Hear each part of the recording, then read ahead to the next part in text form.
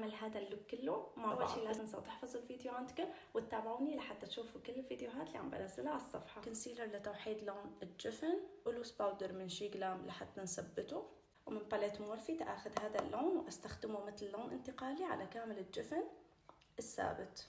وبهاي البرش اللي شوي اصغر من جيسب تاخذ هذا اللون من نفس الباليت وتحط تحت اللون اللي حطيتوه اول شيء. اللون الانتقالي كتير مهم لحتى مثل ما عم بتشوفوا هيك في تدريجة باللون، مو فورا لون بني غامق. بهاي الانجلد برش من مورفي رقمها M165 تاخذ هذا اللون البني الغامق كتير واعمل هون مثل ايلاينر، ما راح اوصله لهون هيك.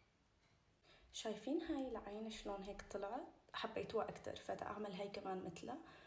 ارجع هيك اعمله مثل مثلث وانا عم بدمج هيك.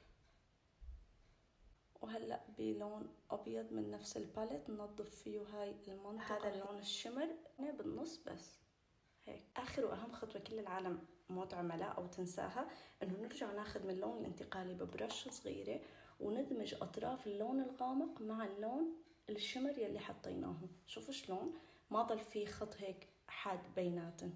وهيك شكل الميك اب مع الرموش. اخر شيء احط هذا الايلاينر بس بمدمع العين. هذا الايلاينر من NYX يعطي سواد زياده بمدمع العين او هيك للعين كلها على بعضها. اروح اكمل الفونديشن وباقي الميك اب وارجع لكم لنشوف اللوك النهائي. وهذا هو الشكل النهائي. خبروني بالتعليقات اذا حبيتن ولا لا.